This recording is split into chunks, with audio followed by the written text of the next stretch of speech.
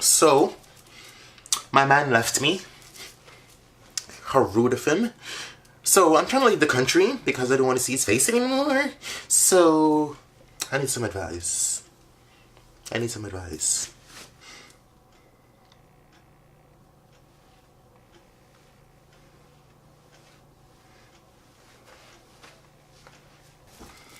Darling, I've been trying to leave America since Donald Trump won, bro.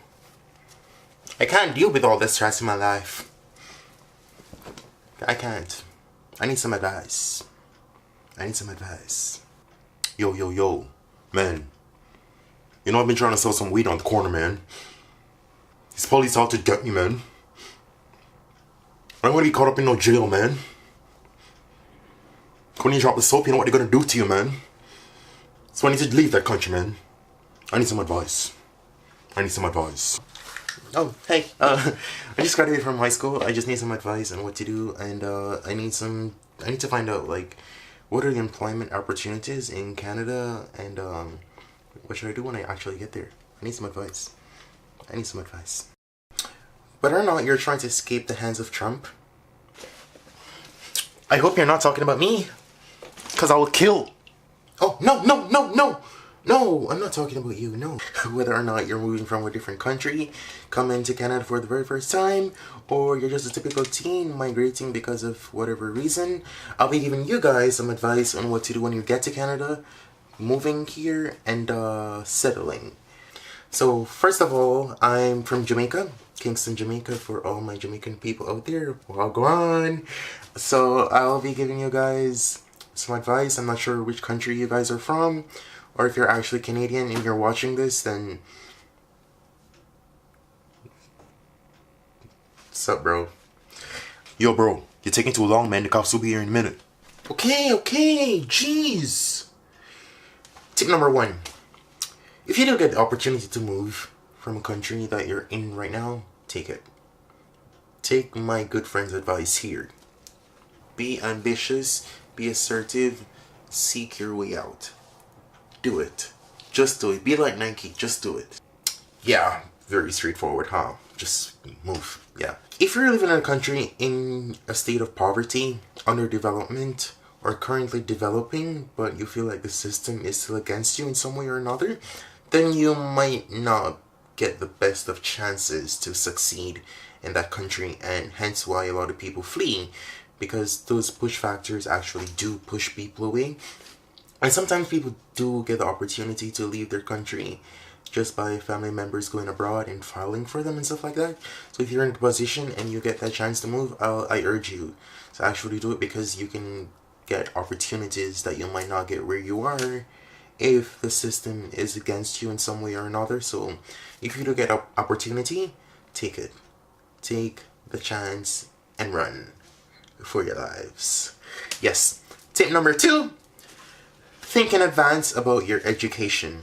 Education is key. I'm almost certain that you've heard that saying tossed to and fro. Education is key.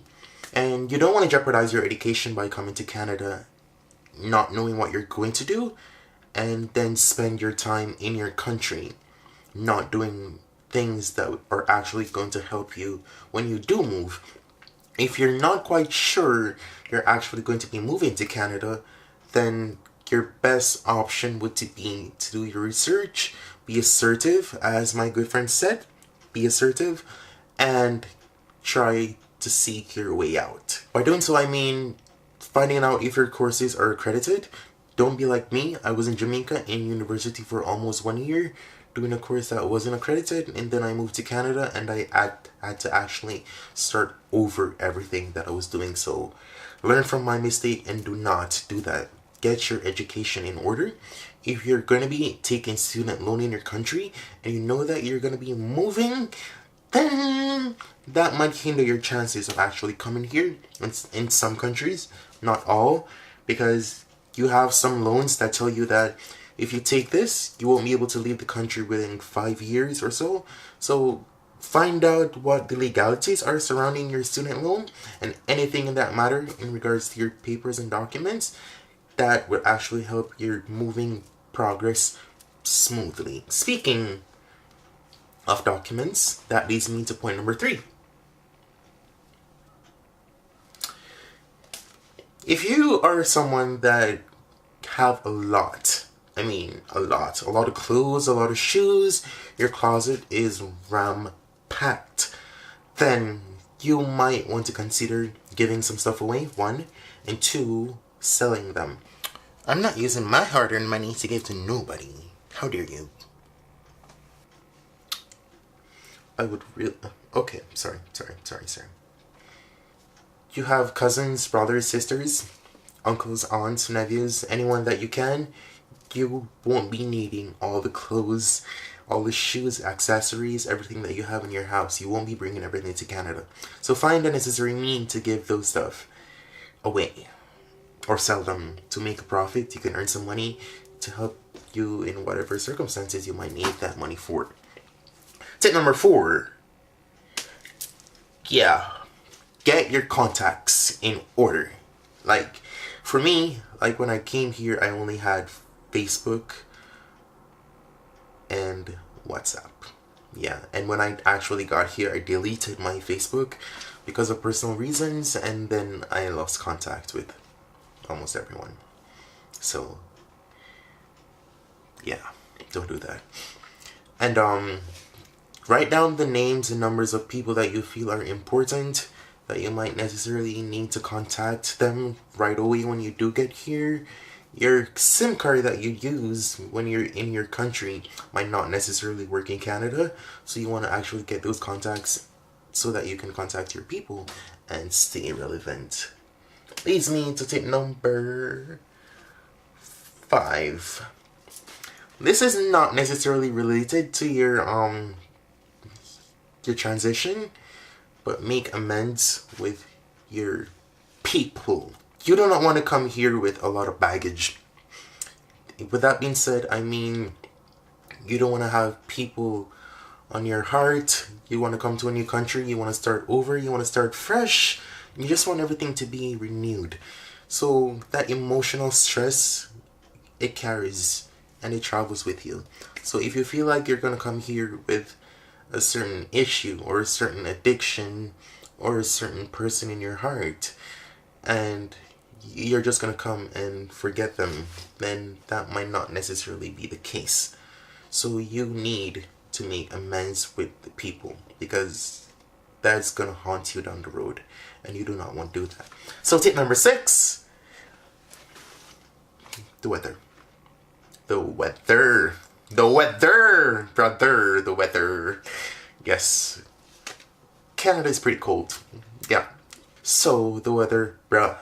The weather. I can't even stress this enough, bro. 60 degrees, I call that religious weather. Because you walk outside, you go, oh my God, and then you die and you meet him. And people were still shivering, smoking a cigarette, though. 60 degrees below zero, people outdoors shivering, smoking a cigarette. I'm like, that is amazing that the cigarette isn't even the health risk anymore. So you're telling me I gotta leave my hella expensive wigs? Yeah, yes, Patricia, you do have to leave your wigs back home and all. Yeah, don't take those with you, please. Thank you. Canada's pretty cold. Water freezes at 0 degrees Celsius, bruh. And you're in negative 14 degrees Celsius. So your joggers, your sweatpants won't be working here, sorry. Before you actually step out of the airport, you're gonna need something to keep you sheltered. That's if you're coming in a season where there is going to be snow, i.e. winter. Get your clothes in order. Tip number 7 is gonna be, if you're a religious person, this tip applies, but if you're not, then churches, synagogues, mosque. What? Where was God when my man bust this Gucci wide open, went to church, baptized, and testified about me, huh? Where was God?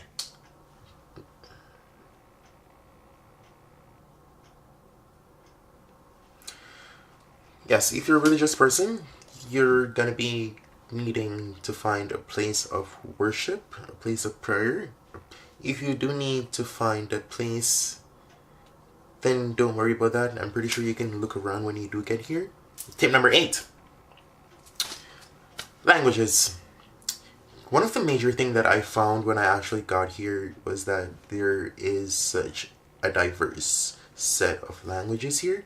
Well, we're in a country where you have such multiculturalism. You're gonna find that there are a lot of different languages because a lot of different people live here. So you might not necessarily understand some of the people that speak to you, because where I'm from in Brampton, there are a lot of Indians and their main language is Punjabi, and I don't understand that at all. So you might have challenges when it comes down to languages, and especially in most of the places that are Eastern, you'll find that they speak a lot of French.